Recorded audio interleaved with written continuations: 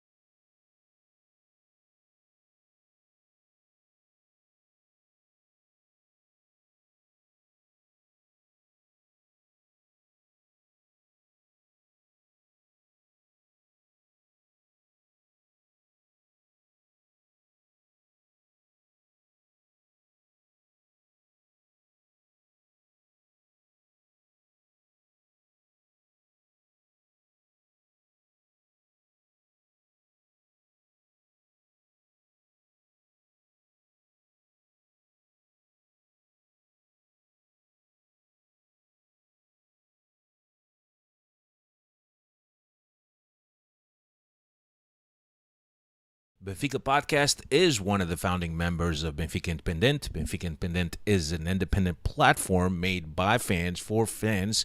And in it, you can find our podcast, along with many other podcasts, along with articles of opinion, video segments, and much, much more. We're also on patreon.com/Benfica Independent with exclusive contents for our patrons. Hasta que no estás aquí dentro no sabes la grandeza de este equipo. Sí, es un club que tiene una grandeza que no se comprende si no estás aquí dentro. São de uma magia única, benfiquista, que só nós sentimos assim. Por muitos desgostos que possamos ter, valores mais altos se levantam. E o valor mais alto que se levanta em termos futebolísticos chama-se Benfica.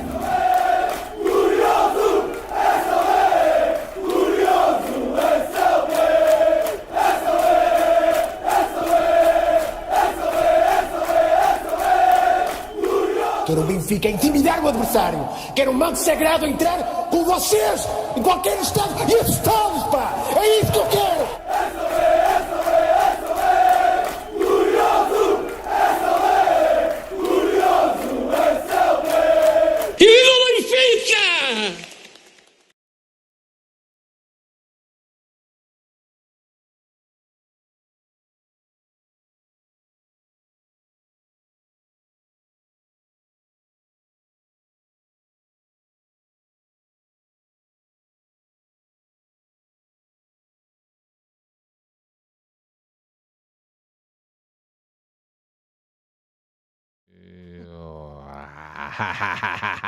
What's going on, everybody? Welcome to another edition of the Talking to the Dog Benfica podcast. My name is Alfredo Fumaças, coming to you live every week, bringing you the latest and whatever's happening in Benfica world. I can't say greatest, Cristiano. I cannot say greatest because What would you say greatest? Why would you add greatest? the latest and greatest in Benfica land. But I don't know if I could say greatest. What do you think? Cristiano's with me tonight, as always. What's happening, Cristiano? Olá. Diz olá aos senhores. Want to E say às hello senhoras. to all the Freddies. So far, Chico Marcelino, campeão. Justin Aragão, Chico Marcelino once again. Nick Valadão, Diogo Reis.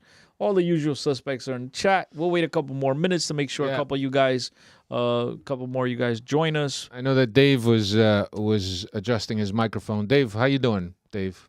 What's going on, guys? How's it sound? Sound good, Dave. Sound great. Sound great, Dave. Yeah, we're good. Dave, keep talking because I'm trying to watch the ending of this Rangers Devils Let game. us. He's trying to watch the ending. It's 4-0. What's there to watch? 4-0, 7 minutes Hey, ago. It's wasn't going to be Benfica up a long 10 half. points? Wasn't Benfica up 10 points just Not like with- a week ago? Not with 7 minutes left. More like with 7 games left.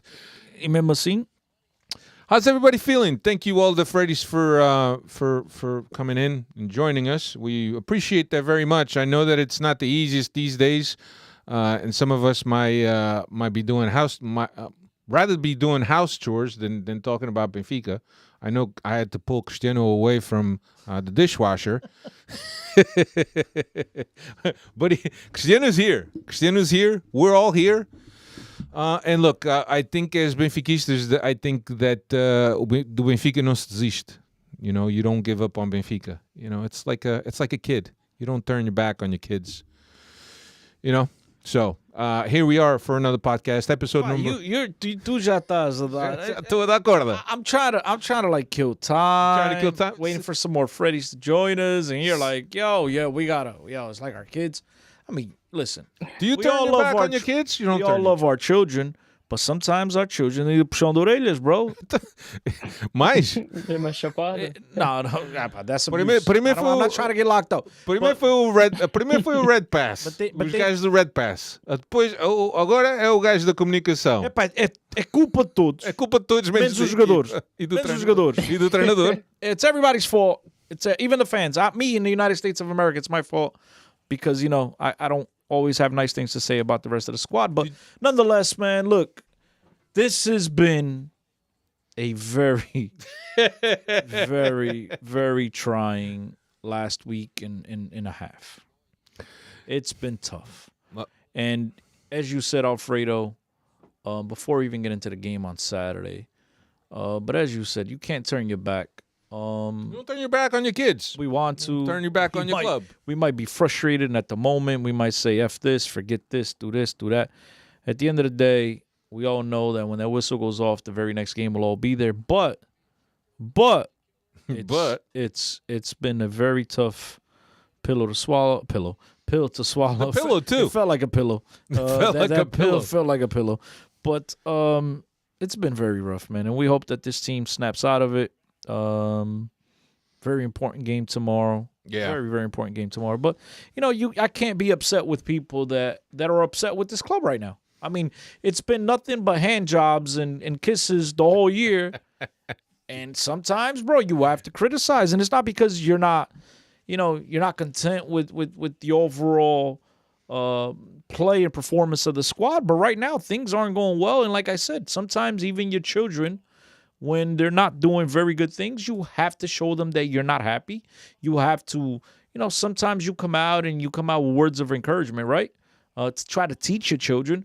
But they get to a certain age where you're like, foda-se, words, agora é chapada e pontapé para todo lado. You know what I mean? And I think that this club has gotten to the adulthood of our children. You know what I mean? They're no longer children where you try to massage their ego and teach them like I like to do with my own children, which is like, yes, as frustrating as it may be and as annoyed as I may be at times, I have to say woosah because small children, they have to learn. You have to educate them. It's a coaching moment. And screaming at them and hollering and beating, that's not going to teach them anything. You have to coach them through. That's a good word. To translate it back to sports. It's a coaching moment for sure. And look, I think that, in one loss, all right. 2 losses, UCL, Champions League, big stage. Okay. 3 losses. No, but especially this last one. Alfredo, it's the way we talked. But look, before this last one, we talked about this on the last podcast, right? It's not just the loss, right? The loss. It's the way. It's the way that we play. The way we lose. On Friday, we saw Fisepe. We shit all over ourselves, right? And we didn't know what to do. Then in the game that we had high expectations, the team looked like a shell of itself. It was not the team we all anticipated. The sad part is that every single club around the world, regardless of who they are, Manchester City, Manchester United, you name it, Real Madrid, Barcelona, all the giants in the world football, they all go through a stretch where everything seems very difficult. And it's about the good teams are able to overturn and they're able to eliminate those bad games and they're able to turn things around and turn a negative into a positive. And right now, Benfica just chose to play their worst hockey of the season. They're going through their tough moment at the worst possible time. Yeah, for sure. But it's about the way you got they hockey play. on your mind there, Cristiano. You said hockey. Did I? That's He's because he's playing watching the the World game Cup. at the Watching the same time Rangers. that he's talking. Oh, it's a penalty. Somebody's getting a penalty now for the Devils. One of them breakaway penalties. But yeah, that's it. Hockey. Whatever. The point is that the good teams turn things around, but Benfica has chosen to at the worst moment at the worst opportunity, whatever, the worst time of the season to go through their worst little stretch of the season. Yeah, and you got to think on whether, and this is something that I've been thinking of in terms of with the style that we play, with the high press, that very urgent way the team searches out to get the ball, to recover the ball in the opposition's initial third or first third.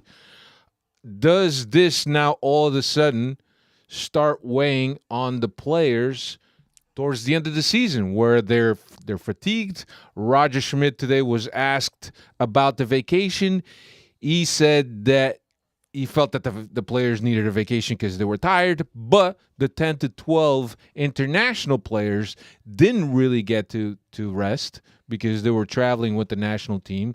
They were training. Those are the only guys playing anyway. And if you think about it, the guys that were in the national team, you're talking about João Mario, even though he didn't play much for Portugal, right? But you got Otamendi. Who else? Antonio Silva. Antonio Silva. Odysseus.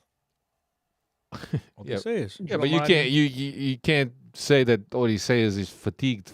No, but you asked you want to know the names of the No, but players. I'm talking about guys that were out there training while the other guys were in Marrakesh. Were they in Marrakesh? Veríssimo was. But Veríssimo never plays anyway. So he's not the problem. The problem is Rafa. The problem is João Mario. The problem is those guys. Gonçalo Ramos was on the national team. Have you felt that Auschwitz has dropped a couple levels? Auschwitz is not. Chiquinho, that dude, he should go on Chiquinho, vacation. They yeah. should send him and keep him on vacation. But yeah, I was thinking that maybe the team is showing some signs of fatigue for sure towards this end of the season, and especially at a time where it's extremely important that results are there to close this thing out.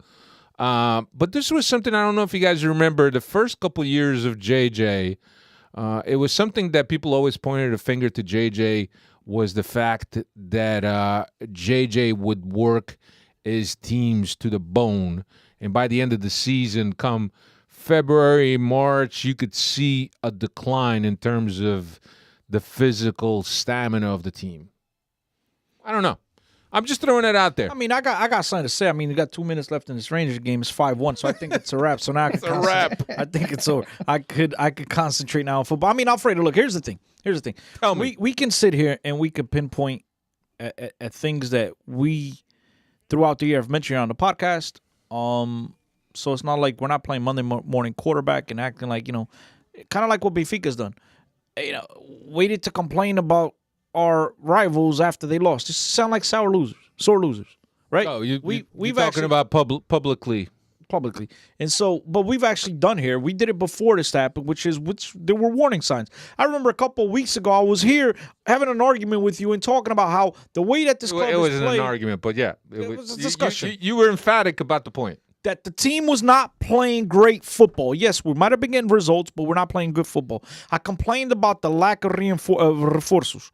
I remember you, Dave, I think all the guys, all the Freddies in the chat. Thank you guys once again. And I want to go over a couple of the things that these guys are saying because I think it's important because we need to get these people more involved in our program, Alfredo, because they are a part of the family on the Benfica podcast.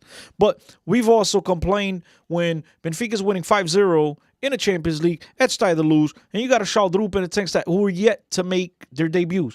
Throw these guys. Like, there's times that Roger Schmidt, and again, I'm not trying to be Mr. Negative, ultra negative. At the end of the day, let's not forget, after this weekend's disappointment, Benfica still holds a 4-point lead. Their destiny's still in their hand. If they handle their business, they will still pick up number 38, which we all hope they do.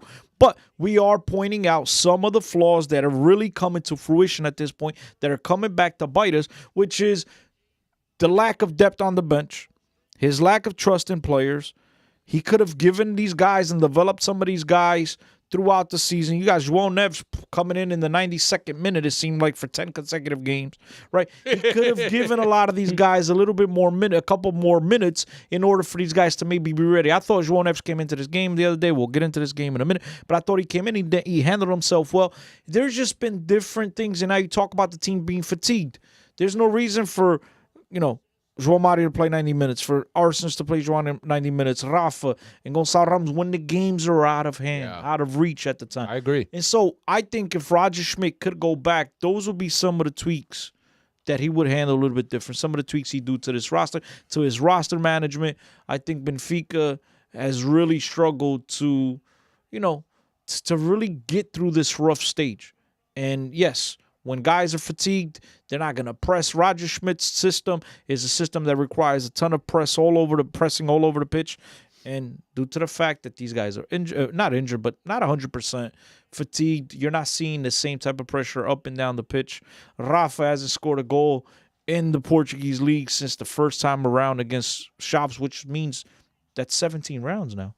That's 17 rounds. Yeah, he hasn't scored in a while. I don't know if the last one. I'm telling you. Is that really the last one was a Stade de Luz against Chaves. Benfica just played Chaves in the second round. I mean, 17 rounds. Went through. That's 17, 16 to 17, whichever way you want to spin it. But it's still an astronomical number in the Portuguese league that this guy has not scored. And now is when Benfica needs their best players to step up. The cream needs to rise to the top. You need to bail out this team. And the guys are fatigued. They're not playing well. The pressure's getting to them. It's just a combination of a bunch of negative things that are all combining to really spell disaster for Benfica here later on. But yeah, before I wanted to mention a couple comments here. Nick Valadon We need a spark from one player to lift everyone up. Yeah, I just said that. The best players need to step up. Right now, everyone is just going through the motions. Read Shiku's first question early on in the chat. Shiku's first question: am I the only one that feels that this will slip away from us? Title will slip away from us. Yeah, I don't think it will, but in typical Benfica fashion, we have to suffer until the end. Not Benfica's Portuguese fashion, really. Nah, but I don't care about. Não, já que a Mas seleção o Benfica é a mesma coisa. I was talking to you earlier. I called you earlier on my way home, and I said one weekly phone call. when was the last time that you remember that Benfica won the championship with six or more? I'm not going to say 6 because that's probably recent, but 8 or more points. That we were very relaxed. That we were able to clinch it a couple rounds before the championship finished. The only When way was the last time? due to the fact it's been 3 years since we actually won a title, bro. I don't remember. That might be hard to remember. My short-term memory. You're right. But That must have been a while. Here's another one from Nick. I'm the context of going from 10 points to 4. It's not very uplifting, but if someone told me that we would be 4 points ahead in the league with 6 games left at the start of the season, I would take it. Yeah, again, Nick. I would take it too. But considering Valid point. Valid point. If you told me right now at this stage you're gonna have a 4-point lead, I'd be ecstatic. But if you told me in a 2-week span you just drop 6 points, I tell you, F you, I'd be like, Epa. I mean, the fact of the matter is that right now it's pointing downhill. It's all and until this team shows us something otherwise, which I mean, let's be frank, the last 3 performances have not been very good. And I know we have to have the faith in the whole nine. I mean, your confidence in their confidence, it's got to be shot at this point. So, yes, I would take the 4-point lead. But if you told me you got a 10-point lead and you drop 6 points in 2 games in the manner that you did. And again, as I mentioned last week, there's a difference losing the game 4-3 and you play great football. And, bro, things just didn't go your way. And then there's the other aspect of it, which you did jack crap. You did nothing, right? And that's the way Benfica's played lately. We've created very few occasions, very lackadaisical, no urgency, bro. And it's like, man, the urgência at Benfica needs to be there. You know, this mentality of, well, we lost the Inter, it's okay because what really matters is the campeonato. No, stop, man. Big clubs, every game matters for a big club. I keep talking. I wanted to talk. I wanted to mention this this comment by Diogo Reis, and he might be up to something. I like to think that this is a dip in form is the Trojan horse to get Inter feeling like tomorrow is going to be a cakewalk, and boom. No, Inter themselves, I think they dropped points at the weekend, right? They did. They also lost one. I think there was only one team out of all the teams involved in European competitions that won their game. And I think it was, I want to say City? City was won. the only team.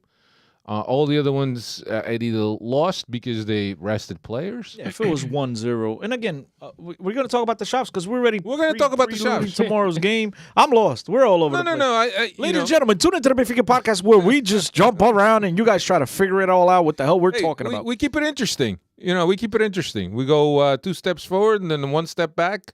You do the hokey pokey and you whatever that goes.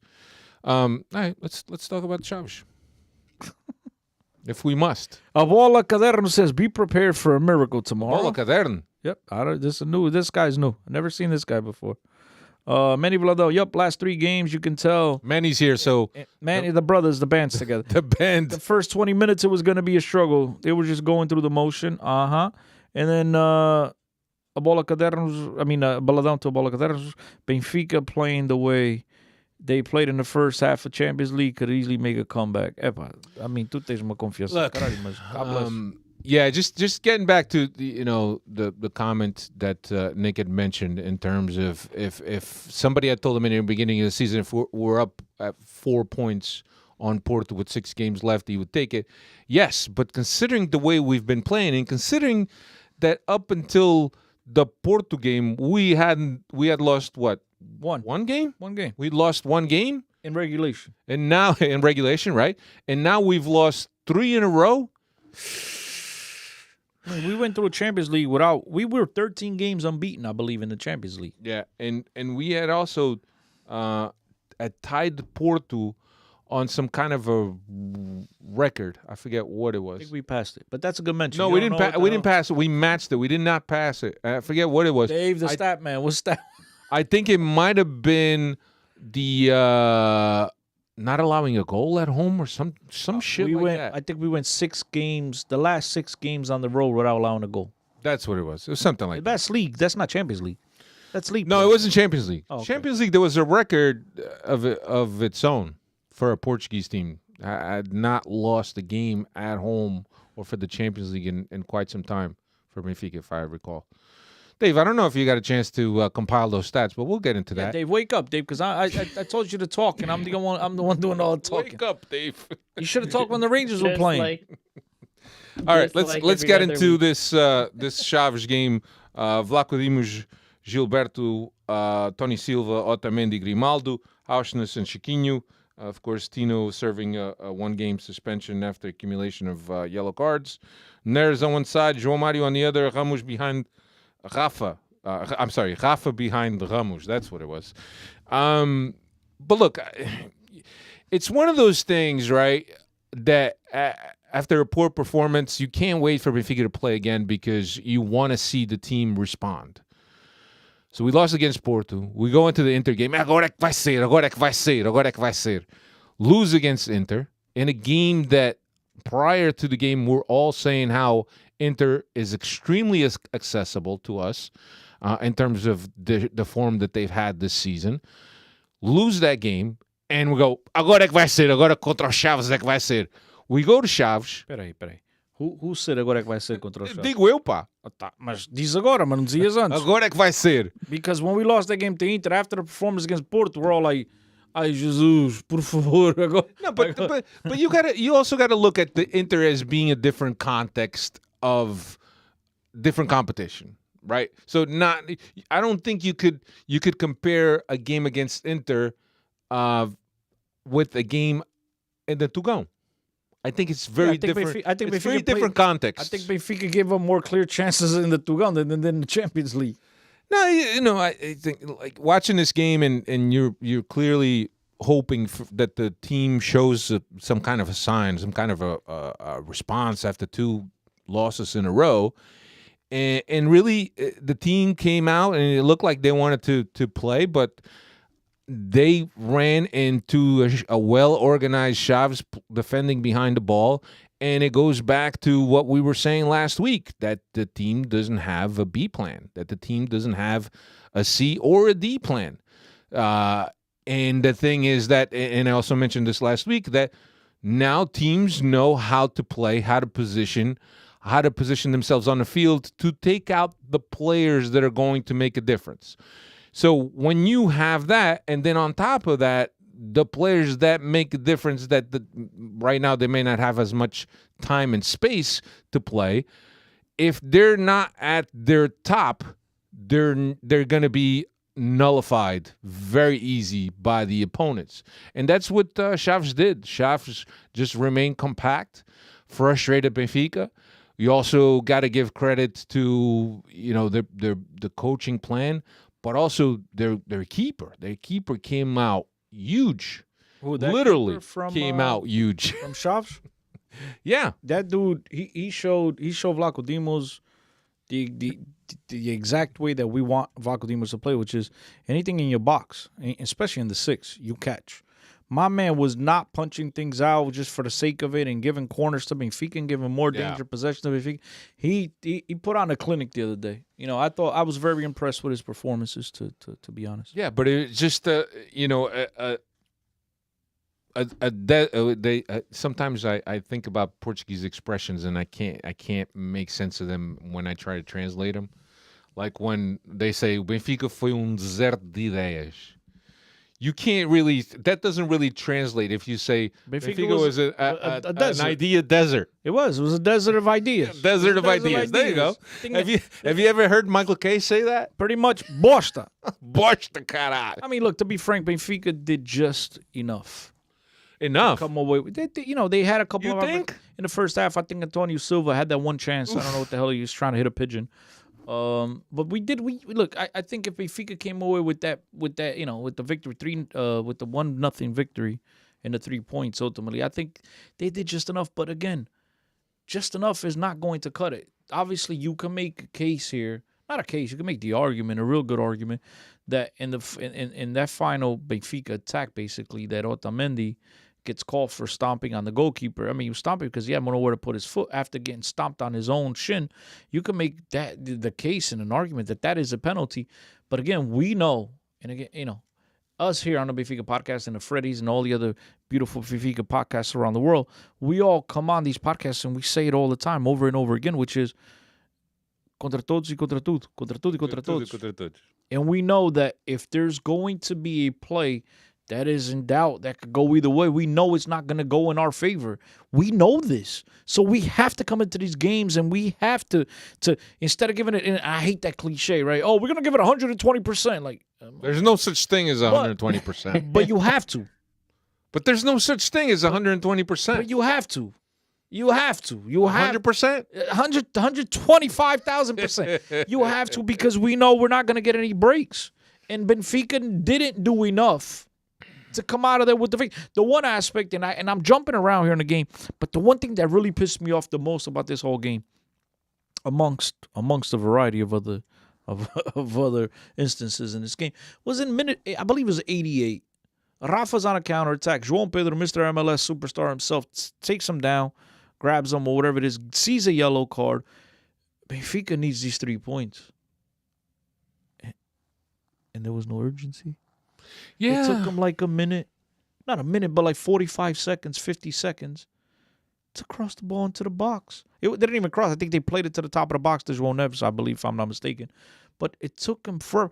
Where's the damn urgency? We need to win these games. You can't settle. Well, in that attitude, Benfica needs to play with that urgency from minute one, Alfredo. But I'm going to tell you this, Cristiano, and I completely agree. I don't disagree with you, right? But I think that the message sometimes has to come from the outside in, right?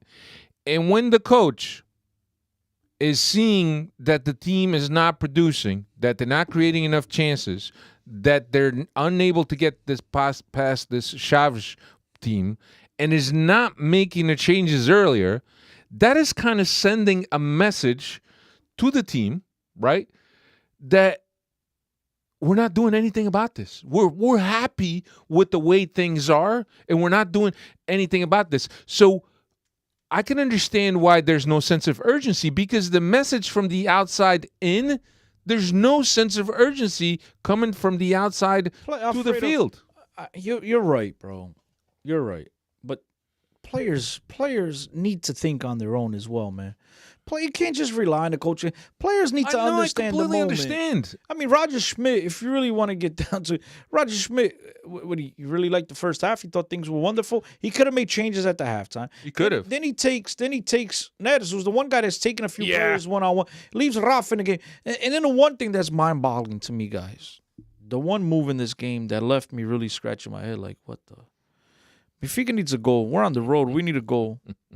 We have 1.5 strikers, which is Gonçalo Ramos. The other two, they're there just to make the body count. We need a goal, and he takes out Gonçalo Ramos. Yeah. João Mario, I can understand. That's fine. I'm no problem. But you need to go. You take out your one option, your one threatening option, for a guy that's played a couple of minutes here and there in the Portuguese league, Tangostat, whatever his name was, and it's just I didn't comprehend. Now you want to tell me you were saving him for Wednesday? Okay, but you need to win this game.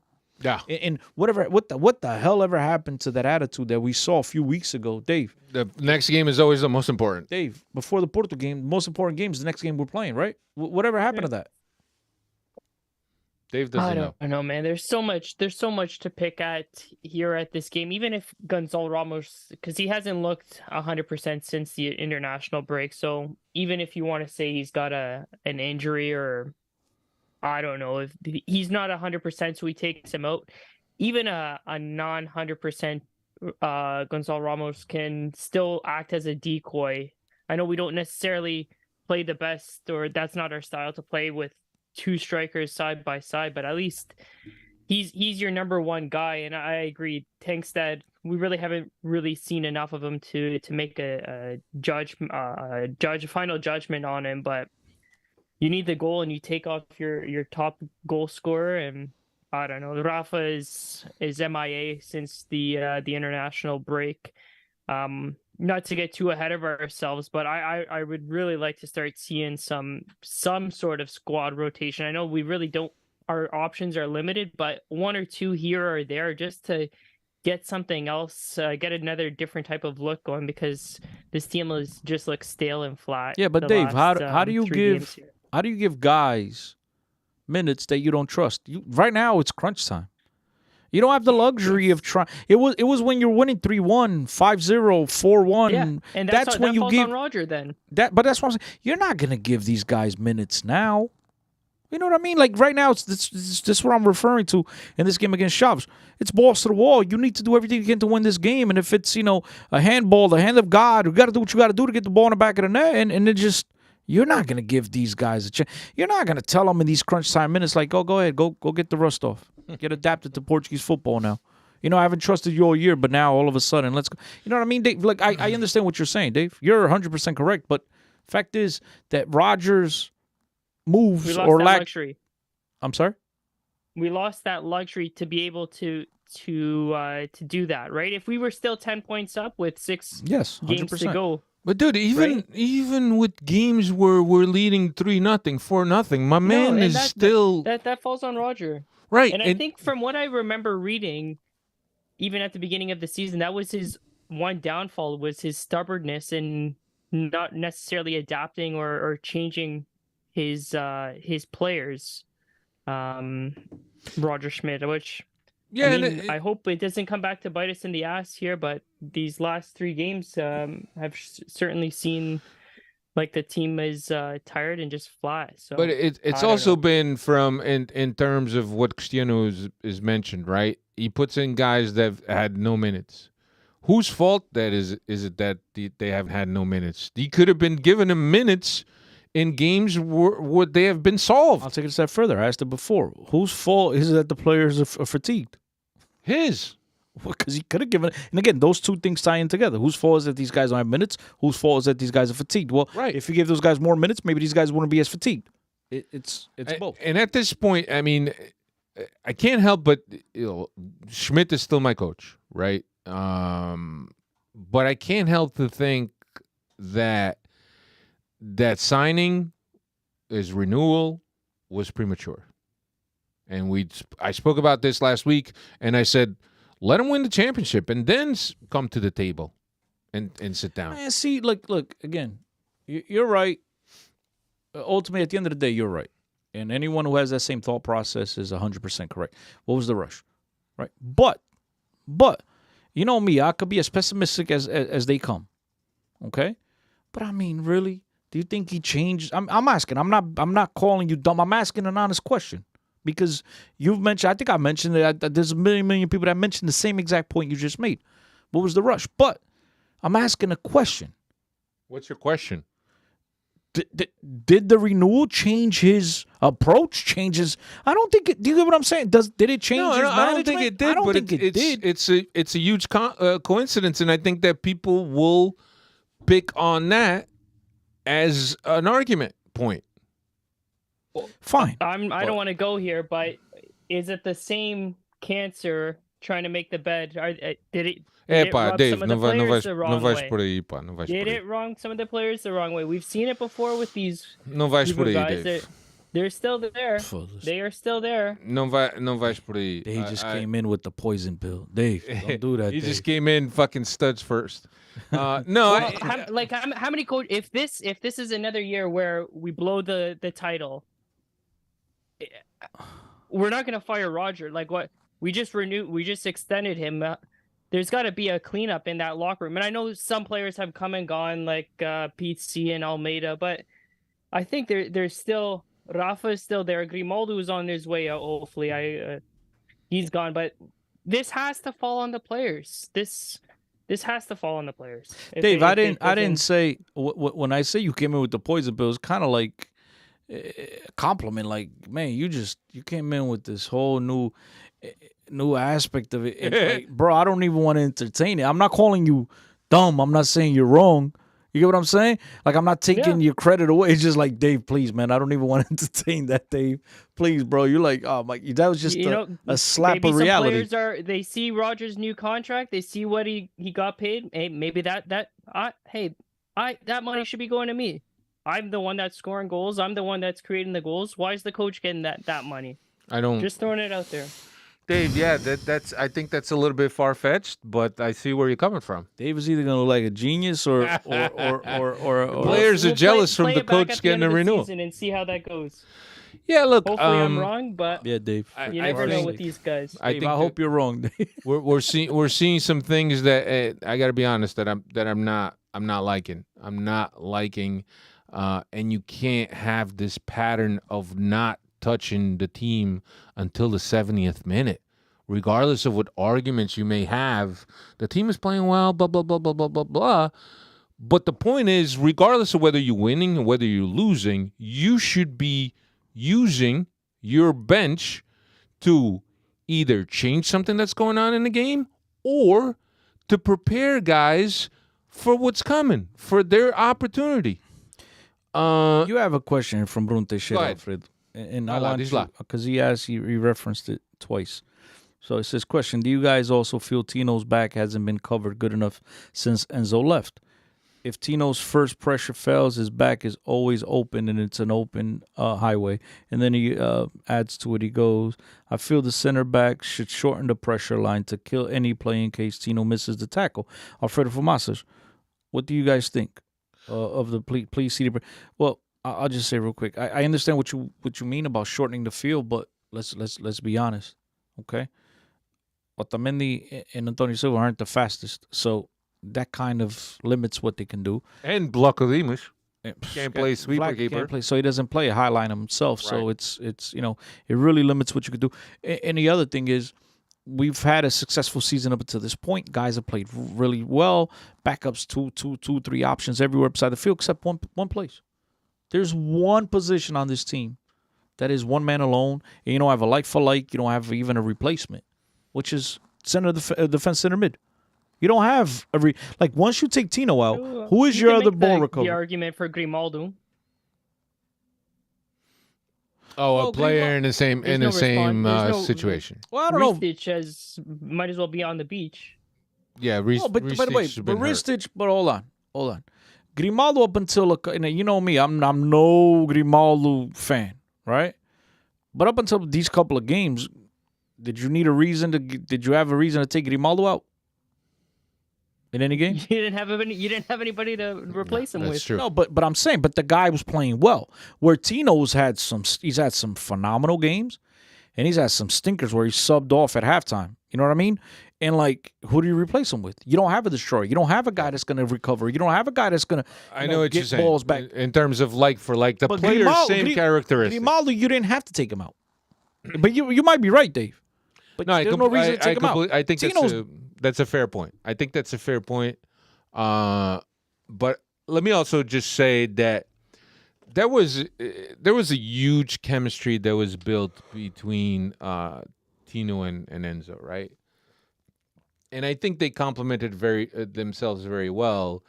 For one, because Enzo also has the engine to be able to recover, to be able to cut distances within the field, to be able to get into passing lanes. Even he's an extremely good tackler, right? So I think that those kind of bode well in terms of Tino could be more positional, Enzo could be more. What do you say? More mobile? More mobile? There you go. Mobile. But at the same time, the other thing that Enzo also offers is that on the defensive side of the ball, he's just as good as he is going he's aggressive. Forward. He can defend. But, right. But, cause I hear this often, you got, Tino can play. But, bro, the fact of the matter is that just like 10s, the old school number 10s are being pushed out of football, nowadays, it don't matter what position you play in the midfield. If you can't pick out a pass, no matter how good you are, the days of Feja, those days are done. And Tino is one of the last guys that's surviving in that mode. But the reason why we got to play Chiquinho and we don't play Arsenis in the middle instead is because of Tino's limitations with the ball at his feet. He's shown some improvements, but he doesn't have that in his game. Right. That's the one. That's not his. That's not him. Let's be frank. That's why he's still at Benfica. If he had it in him, he would have been gone already. He wouldn't have gone on loans throughout European football and came back. Somebody would have swooped him up by now. Yeah. You know what I mean? He's very limited in that aspect, and he needs to develop that type of his game. But in terms of recovering balls and defending, he's tremendous. I thought that Enzo was great, and one of the things that Enzo has. Enzo was a facilitator, bro. Yeah, and it was moving the ball. It was understanding where the next pass was even before he got the ball.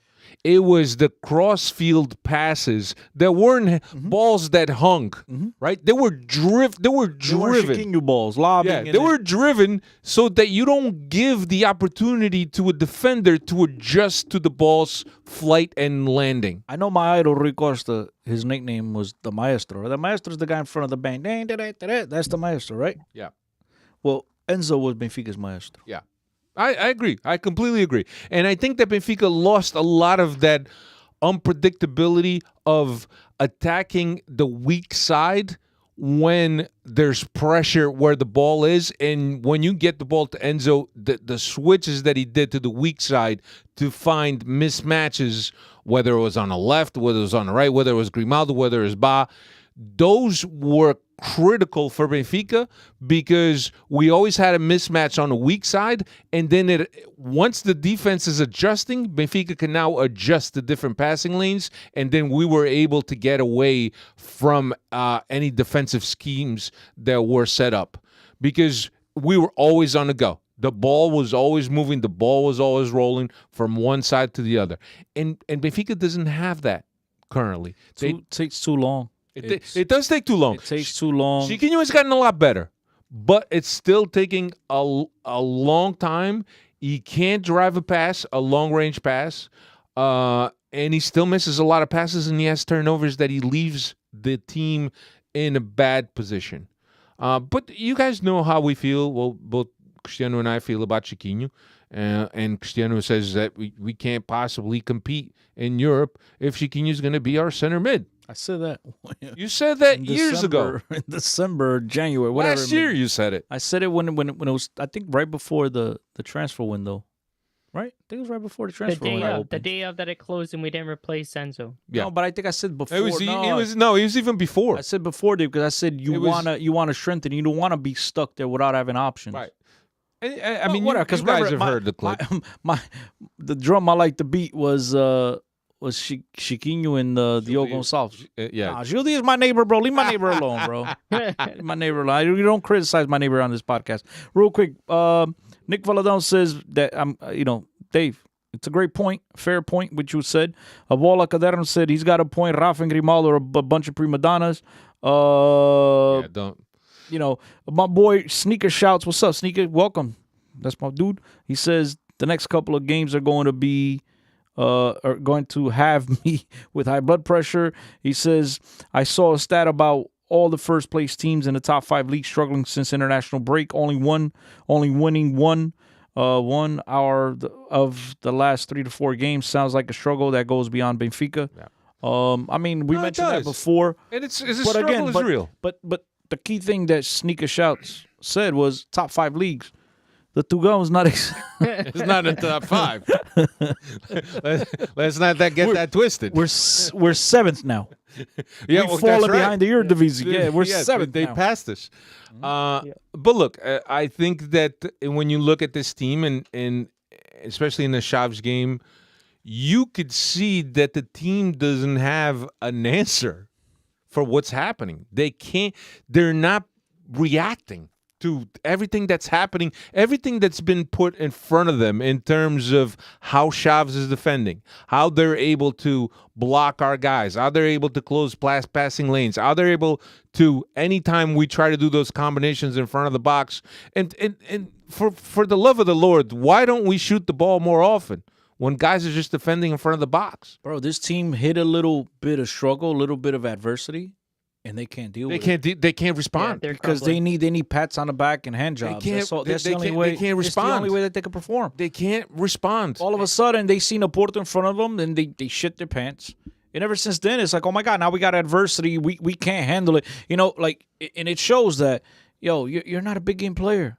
And again, Benfica's the last time, and hopefully we're sitting here in May was the last game, May 20 something, whatever it is, and celebrating the title. Well, hopefully before that, celebrating the title in the whole nine. But right now, it's just not a very good look on these players. They need to step up. And this coach, the players, the leaders, the Rafas of the world that have been at this club for years, the Grimaldos of the world, these guys need to gather the boys and tell them, look, we need to find a way. We need to pull through. We need to get back on a winning track, on the winning side of things, because this thing is spiraling out of control, and it's bad. One more thing that I wanted to mention before we go, and I don't know how many of you guys have actually noticed, this was something that was highly publicized or highly tweeted on social media, was that after the game, the team went to where Benfica fans were, to that stand, to applaud them being there and to thank them for their support. And apparently, and rightfully so, they heard some words that they didn't like. They heard some boos from the fans.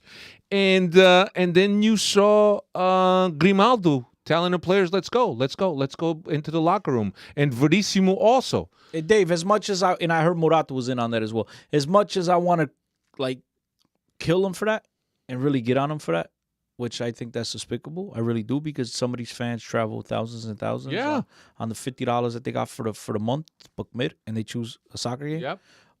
But if you spin, again, I'm never going to speak to him about this, not anytime soon at least, but if you was to spin it, if somebody at Benfica or Grimaldo or Verissimo, if these guys were to spin it and, look, we're going through a very tough team. We have some youngsters on this team, right?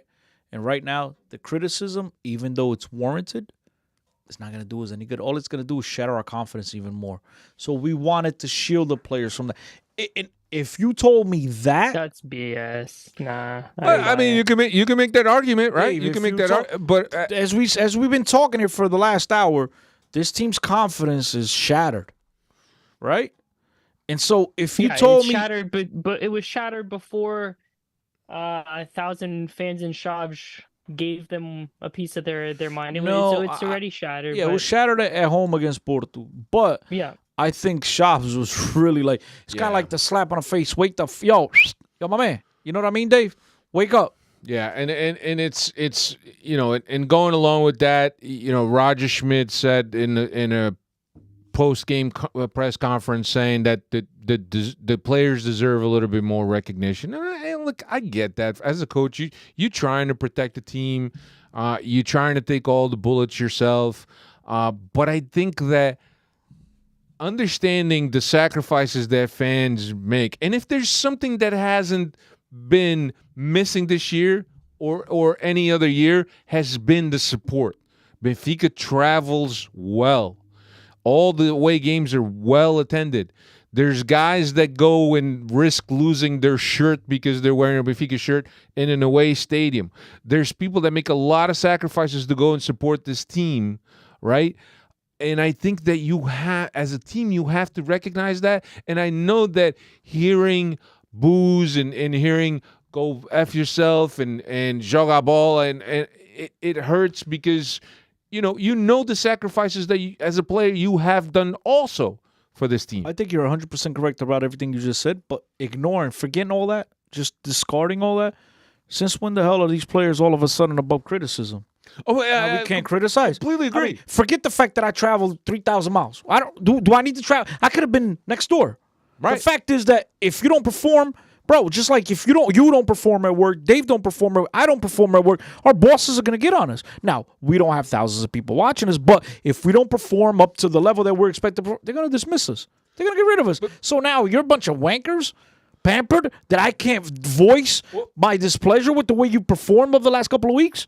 Man, hold on. Well, here's the other thing also that kind of ties into that, is that the club goes so much out of their way to protect this team and to create a huge bubble and a huge distance between the players and the fans to the point that the players feel that they're above any criticism because they live in the bubble that the club has created for them. Listen, in the United States, which goes back to my point that there might be some tension about Dave, stop a playing. new contract. Stop playing, I'm Dave. trying to Não put the digas isso, fire pá. there. Dave, don't I'm even trying put to that put thought the out. fire This there. This I don't. falls on the players again. Dave, don't even put it out. I don't want him to listen to the podcast and get an idea. Stop, Dave. Don't even play. But now there's Then this great. if they have an issue, send it my way. They don't have to send it your Well, way. This Dave, time, there's Chris. this great thing in American sports, right? You pay for a ticket, you're entitled to voice your displeasure. Yeah, let me That's it, let me bro. say something here that was kind of gonna lead me to the next point, right? Jason Gaidola. Sorry, I can't read because his letters are too small. Is it Gaidola? Jason Gaidola. In a time of crisis, do our leaders have the ability to pull out of this? And that's I mentioned the Rafa, the Grimaldos, the Well, guys that've been but there for here's the other years. They thing, need right? to pull these guys out. Here's the other thing: we lose this game against Chaves. The fans are yelling at you. Who are they sent to the press conference or to the flash interview? Do you think- Not a captain. Do you think I watched it? Not a captain. I turned that. So, Who did they send out? Gedge. The one that just got back from injury and has nothing to do with this issues. Right, and or a player that's still in the fans' good graces. That maybe the other guys were getting massages because they're fatigued. they're getting massages. The thing is that in times like these, captains, Otamendi, Não, cara. João Mário, Luizão used to do it. Grimaldo is also one of the captains. Let those guys give face, Why? show face. Here's another thing. Again, you keep bringing up a bunch of good points. Thanks, Cristiano. Well, you know me. I always come up with weird stuff. Which is, why is everybody so surprised that Grimaldo's all of a sudden shitting on the fans when he shit on the club last year? Not Oh, only but last now- year, but He's gone, forgot. right? He's gone. They don't bring him back. He's got a track record, Grimaldo. People forgot all of a And sudden. I think that Grimaldo is putting himself in a position where he'll be persona non grata once he leaves the club. I don't know about persona non grata, but just go well, out silently. I Just think, shut I up think and he be out. will. Number one, there's going to be the issue that he's not going to renew with us, right? He's had offers. He's going to go away. As long as he Number doesn't two- pull a moxie, I think he'll be all right. Right. But number two, last year at the end of the season, we had that fiasco that he didn't want to play, that he didn't even want to be convocado. The year before that, it has always been things. Grimaldo has had run-ins with the fan base several times. And I think he's setting himself up to go out Benfica and people not really missing him. Oh, I told you a couple weeks ago we could do better. We could do better, but I'm Benfiquistas are the ones that are at fault for this because anybody that shows up, you show up in a Benfica game and you make a little FIFA, and the Benficas in the stadium, they put you on a pedestal and they take pictures completely of you. understand. Bro, and now, like, But completely understand. But for a player that's been at the club for 8 years, you would hope that a guy like that goes out and people thank him for his service and appreciate what he's done for this club. And he's been involved in quite a few titles.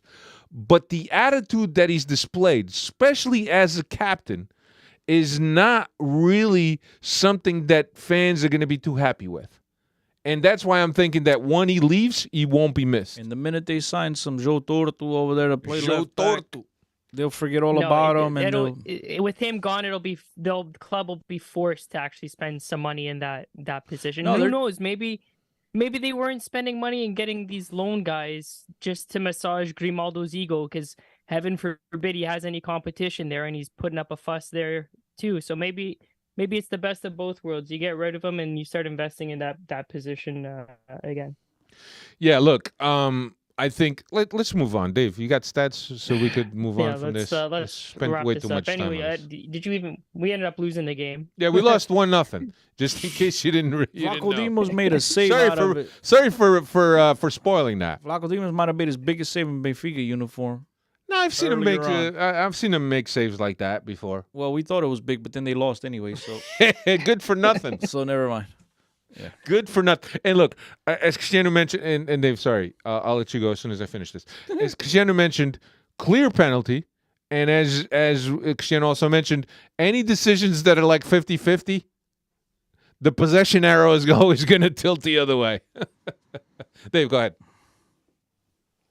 Third consecutive defeat for Benfica. First time since the 2018-2019 season that that's happened to us, where we lost to Ajax, Bissad, and Moreirense. Fourth time that Chaves has beaten Benfica, the first time since the 96-97 season. I don't know how you want to twist this, if it's a positive or it's a negative stat, but Benfica finished the game with 19 corners, which was a season high for the Portuguese league, but they had nothing to show for it. So 19 corners and none really that ever really showed any real chances of a goal. I think in the first half, that one wasn't the one that I mentioned, Antonio Silva, where the Antonio Silva one. That was like a broken corner. It was like a corner kick, ball kind of like bounced around. I think that was off a corner, Dave. Yeah, lots of corners, but Benfica just couldn't score with that many corners. No goals. Hey, but I'm pretty sure if it was on BTV, they'd be celebrating the corner league. The highest corner number in 3 years. Amazing. But anyway, it wasn't because of the penalty that we lost the game. Benfica should have done a lot more. Sure, the penalty would have helped. It needs to be called. Even if João Pinheiro didn't see it, the VAR has got angles. He's got zooms. He's got slow motion replays that he could call on that. There was a hold from the keeper and a studs up challenge from Mr. MLS himself, João Pedro. Was it him? On Otamendi. I don't know who it was from. It was going to be a second yellow card. It would have been a second too. But at that point, yeah, somebody is saying, and I forget who it was, that we have a Spanish ref. But apparently that Spanish ref didn't do too well in the game that he had. It was over the weekend? A Sevilla game, yeah. Yeah, he's in hot water in Spain. Apparently. Look, at the end of here's the way that I'll spin this game, and I'll start with that, and we'll get into the game, and we'll close it up. Here's the way I'll spin tomorrow. Does UEFA try to prevent two Italian teams? A Milan derby. Derby della Madonnina. Does UEFA try to prevent that? Because one thing is domestic competition. Another thing is international competition where the stakes are a lot higher. And this is for a place in a final. You got... They don't have to travel, basically. They don't have no respect for Portuguese teams. They could care less. You don't think UEFA? If it's up to them, they rather. I mean, that the way that the game was ref, the first game at Stade de Luz showed you that they have no interest in the Portuguese team. Yeah, but now that Milan is on the has clinched the other semifinal, does that UEFA now try to avoid having two Milan teams play together because of possible confrontations between their fan base? They'll deal with that. Bola Caderos mentioned the last time we, Benfica, played at Inter in Giuseppe Meazza, we scored 3 goals. The last time quarterfinal Champions League game we played away, we scored 3 goals. Tomorrow we're going to score 3 and win 3-1 and win in penalties. Now, here's the thing. He's absolutely correct. We scored 3 goals in 2004, I believe, if I'm not mistaken. I think it was 2004 at Giuseppe Meazza against it. But the problem is we gave up 4.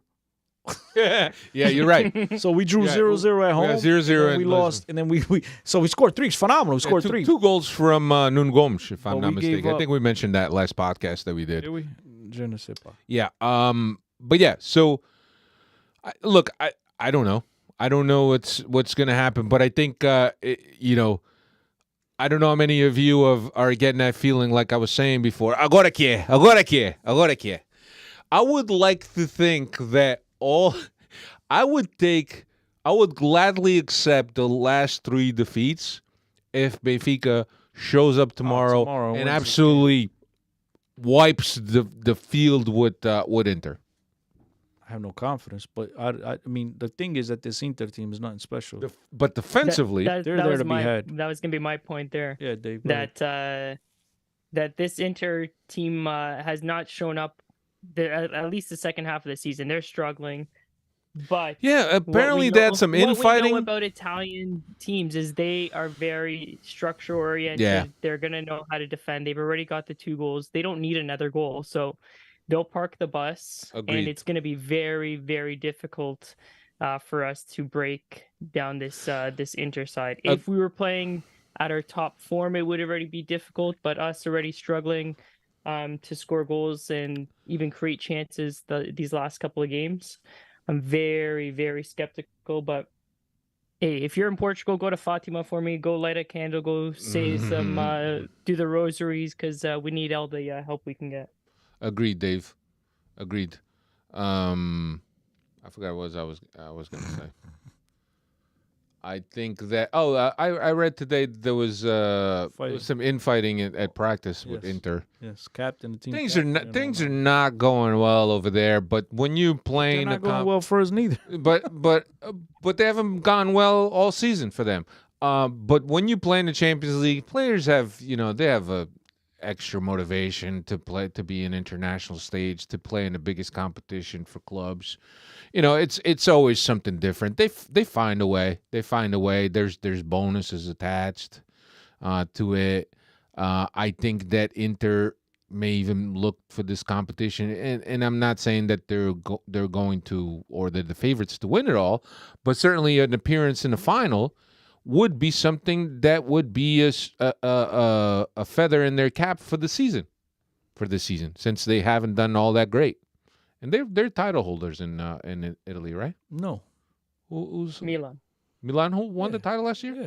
Okay, sorry. What's the matter? What about the year before? Was it Inter? No. Yeah. Was it? No, it wasn't, Dave. Yeah, it's gone Milan, Inter, and then Juve. Inter won it the year before. Oh, if you're going backwards. Yeah. Oh, I thought Inter's been going through a little slide. I thought that all I know is that my won.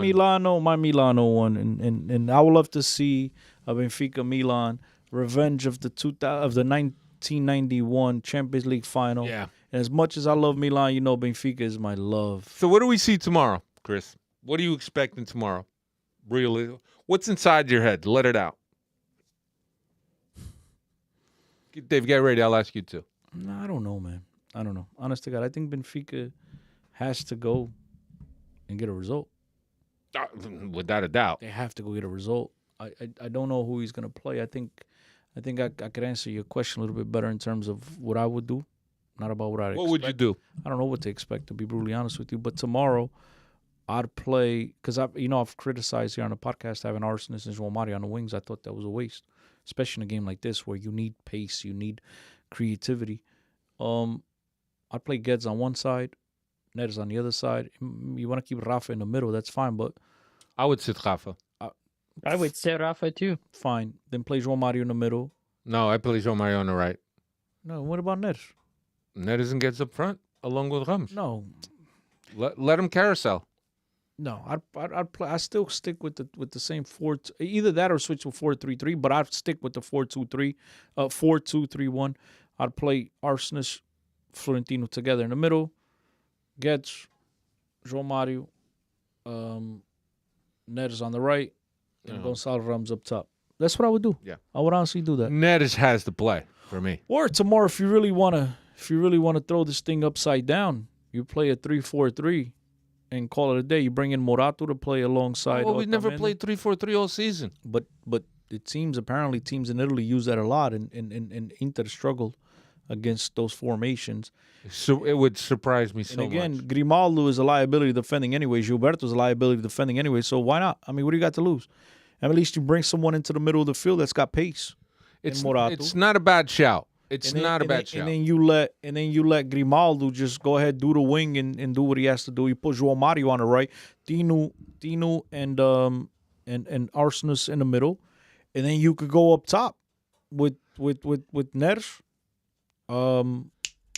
Gonçalo Ramos, and then Guedes. Yeah, I think about that. You need to. That's what I'm saying. You need to get goals tomorrow. You can't sit there. You need to get an early goal first of all. Yeah, I'm sitting Rafa tomorrow. Yeah. If it was me, I'm sitting Rafa. Yeah, that's fine. Rafa off the bench. It's a good shout with the 3, especially if the 3 in the back, especially if Inter has struggled this year with that. I think it's a good shout. I just don't think that the team has practiced that enough to be able to be comfortable with it in a game of such importance. Well, I think we have to change things. No, I agree with you, Yeah, but I think that's where Roger is stubborn and he won't change. Exactly, Dave. Look, you guys criticized. Exactly. You guys laughed at me last week when I mentioned if you had to play somebody at right back over Gilberto, would it be? And I mentioned Verissimo. You guys thought I was great. But at the end of the day, you're going to go back with Gilberto. You're going to go back with Grimaldo, who's terrible defending. You might as well just play him outside and let him do the corridor and just go ahead, attack. Don't worry about defending. Because Inter's going to – I don't think Inter is going to try to come out and play tomorrow. I think Inter's just going to sit back and counter. I agree. Yeah, I agree with Manny. Manny saying may change their whole chemistry, and I agree. What chemistry? What chemistry is no, there no, right no. now? But I'm There's saying, nothing. but I'm talking about in terms of the system, the game idea, where players move, because the players work very well, and as you're watching this team, you see how players move to get balls, to support, to make sure that we have guys around the ball. And I think that when you introduce the three center back setup, and although I think it's a good shout, I think that you alter a lot of those routines that the team has built. No, you still and have trained. 4 defenders because what you're doing is you drop Florentino back and then you have 4 But defenders. the positioning is But different. you're not going to be defending because it seems it's You're going not going to drop. You're going to be defending 3-on-1, 3-on-2. But you're not going to drop Tino back if you're playing with 3 center backs. But you could though on the defensive side. Then you got 4 guys always back there. That's what I'm. Why would you do that? Because at least you fortify if you need be. On the build-up? No, not on the build-up, man. On the defending side of things. But why bro. would you bring Tino back in through a 4 line when you could drop by What I'm Grimaldo? saying, if you need be, if you need to defend in the game at some point, you're always going to have guys back there because Tino's not going to advance up Right. the field No, as much okay. as a Grimaldo. I understand. Do you get what I'm saying? I understand you He's now. not going to advance as much as whoever is going to play on the right. Therefore, you're always going to kind of have, you're going to have 3 guys back there at all times, bro. To defend counterattacks, I think, and then you send everybody forward. I don't think it's bad. I understand. I just don't think the team has too many. Plus, I tried that in routines. Championship Manager, and it worked out. It worked out fine. Yeah. Look, I don't know how I'm feeling. I think that my thing is that we've seen what the team is capable of doing this season. Right? They're capable of going toe to toe, eye to eye with any team in Europe. My feeling. At the height of their form. I'm not talking about current form. We did it with PSG, even though that PSG doesn't really defend all that well. The guys up front that don't track. We did it against Juventus. I thought we had good games. We had good games in Europe, and I think that when the team is playing well, they're inspired, they're flowing, they're moving, they're not turning the ball over, and they're accurate with their passes. I think that the team can compete with any team in Europe. Now, now, we don't know what Benfica team will have. We don't know how much gas is left in the tank. I wish those players tomorrow they were as confident as Alfredo. I have to be confident. I think that Benfica is going to turn it around. Dave, I want to be confident. I want to believe in this And then what love story happened? that this team is going, but my heart is telling me we win 3-0, but my brain with these last 3 games is telling me my body. even if we come away with a 1-0 victory, it still falls short, right? And it's going to be very hard to break down this Italian. When you think of Italian soccer, it's always defensive structure comes top of mind. So they come into this match with a 2-goal advantage. Even if we get one, we got to get one. We got to get one quickly early. to have one early to have any chance. If this is in the 60th minute and we're still looking for goals, it's gonna be a struggle. But Dave, I think that if we tie the game and we take it to overtime, I'm feeling very confident because Roger Schmidt only does substitutions after the 80th, 90th minute. So we should be good for the overtime with the right subs. We just who's have he gonna trust? We Who's just he have gonna to trust make to come off the bench. Musa. Oh my god. I'm done, man. I'm done. You done with Comedy Central? I'm done with Comedy Central. I'm done with look, I think that we have to be optimistic just because of what the team has showed us this year. And that's where that's coming from. I'd like to think that this could be a catalyst for the rest of the season. If we get a good result and the team gets back on the positive confidence, I think that this could be a great game to to change our direction and build our momentum. We need a good performance tomorrow. We do. I mean, obviously, you all want to win, but win or lose, we need a good performance a fourth because this shit defeat needs in to a be good. row. A fourth defeat in a row. I don't think Benfica is losing tomorrow. I don't think we are either. I don't think we're losing tomorrow. And I think that if not the Stars, but I think if things line up right, if we score an early goal, we continue to play well, we continue to attack Milan or Inter. Don't disrespect. And Inter is also compact in the back and defending. They're not coming out. I think that we have the ability to take it to them. But we can't have Antonio Silva miss sitters. We can't have Gonçalo Ramos miss sitters. Yeah, we it all can't has have to any go of the against- guys miss sitters because you're not going to have 4, 5, 6, 7 chances to score in a game like this because those are going to be very few. But the ones you're going to create, you need to put away. This is the competition that if you don't put away, que não mata morre. Quem não marca sofre. Always. I took it a little bit more to the extreme, but let's read some of these comments here. Jason is saying gets 2 goals tomorrow. A bola cadernos. 12 years ago to the date we lost to Futebol Clube. Epa. You have to remind us Futebol Clube Porto 3-1 after winning 2-0 away in the Taça. Tomorrow we will do the reverse of that. From your mouth to God's ears, my friend. See what else is here. Especially because what did we say when this draw took place? Or even before the draw took place, a team we wanted to all avoid was Napoli, and now Milan's kind of done the dirty work. I didn't say that. Oh, I'll say that Nick because Napoli they were definitely on a lot of teams' radar as teams to avoid, but Milan's done the work for us now too, and I mean it's there. I just wish we weren't playing our worst football here at this stretch of the season, but it is what it is. Yeah. Speaking of it is what it is, we were playing his old team this weekend here too. Yeah. Studio. Nick Villadone said if we get one in the first 10-15 minutes, I bet anything that you will see the team back to their old selves. I think that yes, that early goal will inspire the team. Reigning Entertainment saying Cristiano convinced me that Bella Gutman sprinkled his fairy dust all over this. Grande Reigning Entertainment. Yeah, Manny saying one early Benfica goal, and who knows? Yeah, no, I agree. I think that the key thing is going to be scoring that early goal. That's going to be key. Because if we score that early goal, we don't have so much the clock against ourselves.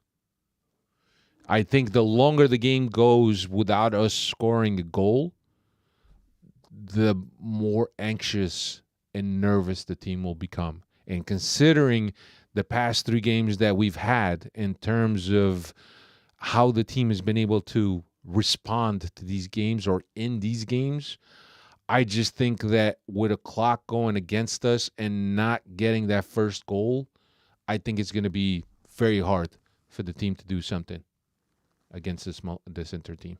Yeah, but you have to be careful, though. You don't want to go balls to the wall and try to get that early goal and then get caught with your pants down. You need to... Yeah, but that's always been one of Schmidt's MOs, has been my team is going to allow goals, but my team is also going to score a lot of goals.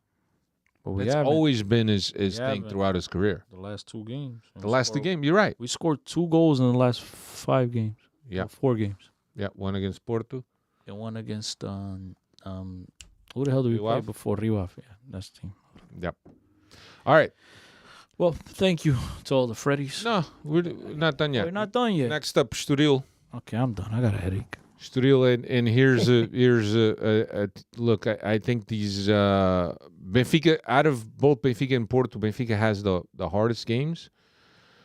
And I think that we need to get right back on target against this Sturil team. I don't know what kind of mental. At the start of the lose, Yeah.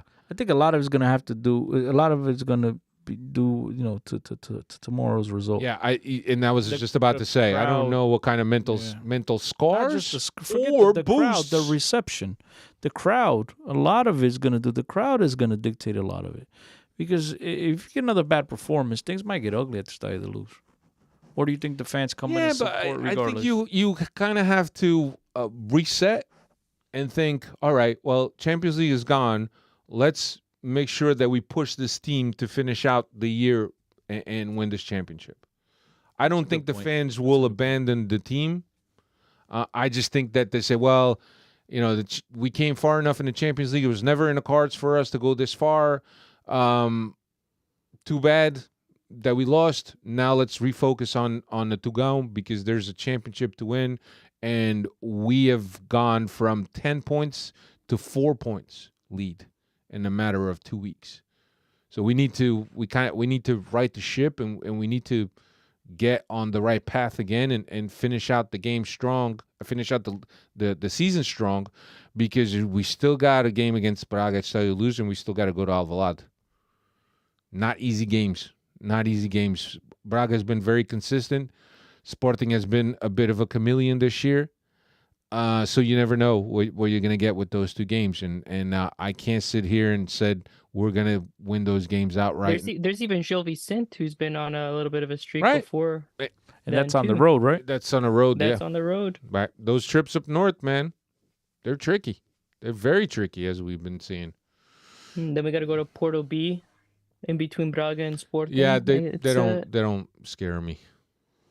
They Amala- shouldn't scare you, but Dave. the off field. Yeah, The Mala is gonna be a big Oh, old yeah. luggage. One of them, the ones you got to pay to take, not a carry-on. Nick Villadon is saying, I also predict that we will see our third kit for the first time this year. Against Inter? Or? But the yellow, we've seen the yellow already. The third kit is the white No, one. the white. Oh, we've seen the white and red one also, but we've seen that one too. Have we? What game? I think Yeah, we have seen the Yeah, white. we've seen the white one too. It was not the first time. I don't know the games, but we've worn it. We worn it at least once, if not more. But we've worn the white already. Oh, who the hell was it? Manny Villadon is saying, tomorrow I'm going with the tried and true Benfica method of supporting the team. Pessimistic and feel team is going to lose in hopes that it's the opposite. So he's got a little reverse jinx, Yeah. Manny, going on here. He's going to put his underwear inside out, and he's going to hope that the team is going to crash and burn, and at the end, he's going to be surprised and the team will perform well. Good job. That's how we do it. Gary B, we have to believe. Yeah, we gotta. We gotta. A bola cadernos, with a little poem. Benfica, tu é a nossa vida. Benfica, tu és o nosso amor. Jogar contra quem não interessa. Vamos ver o Benfica com amor. É poema. How do you know that's not a chant? I don't know, because it could be a poem. I don't know. Let's make it a poem.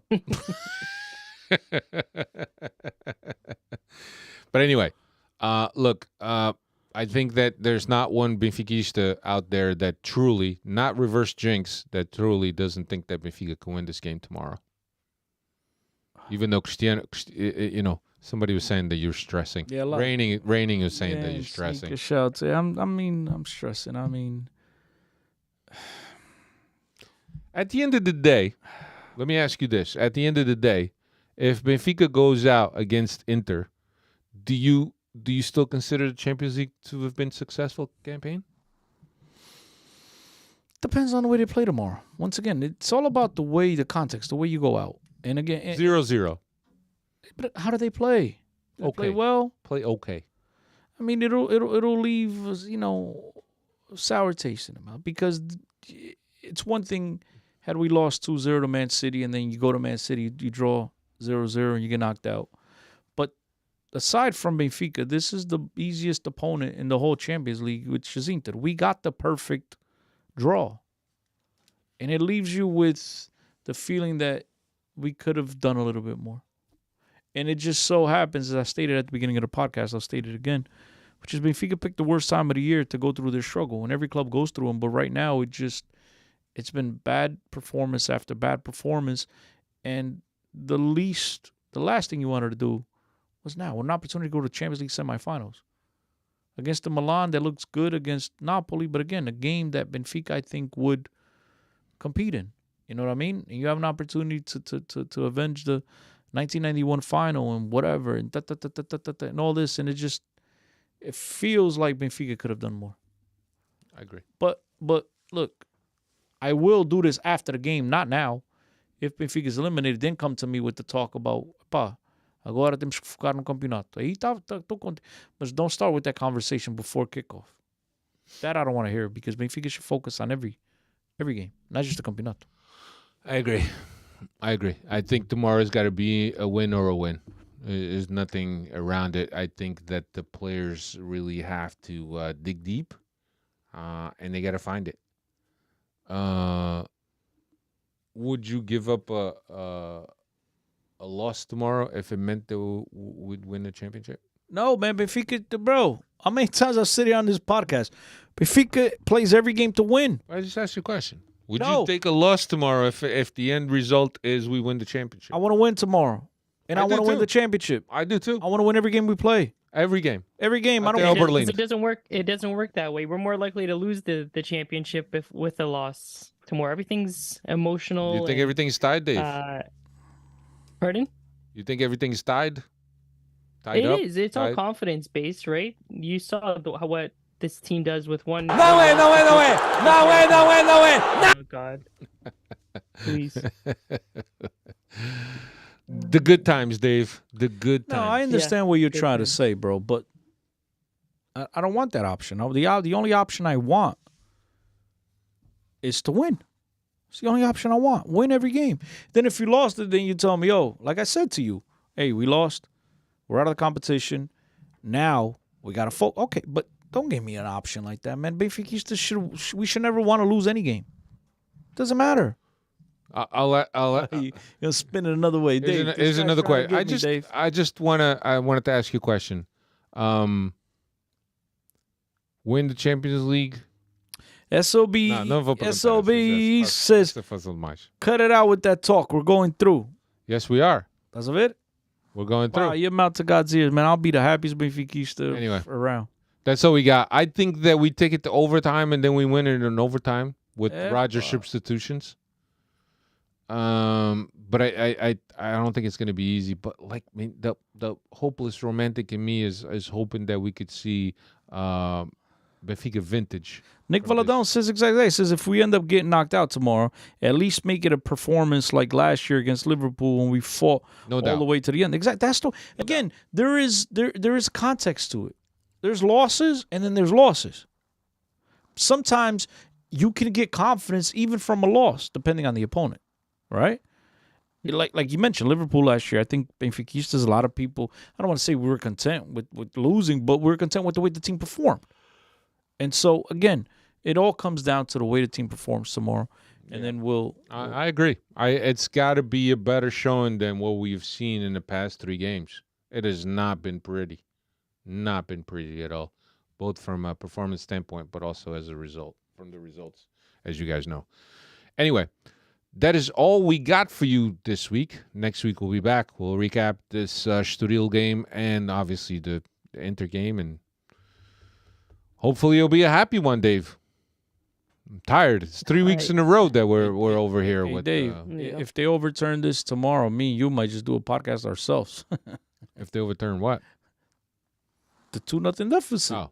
You want to do a podcast without me? I'm just joking, dude. All right. We'll all be so excited. We'll all want to jump somewhere and talk about it. It's possible. I mean, Jesus. Yeah, that's why you got Benfica after 90. That'll be crazy.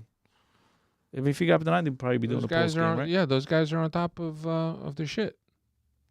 Anyway, that's all we got. Thank you so much for everyone that's joined us, that's been active in the chat. We appreciate you immensely. Mm-hmm.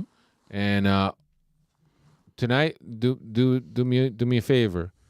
A couple Hail Marys and Our Fathers before you go to bed, and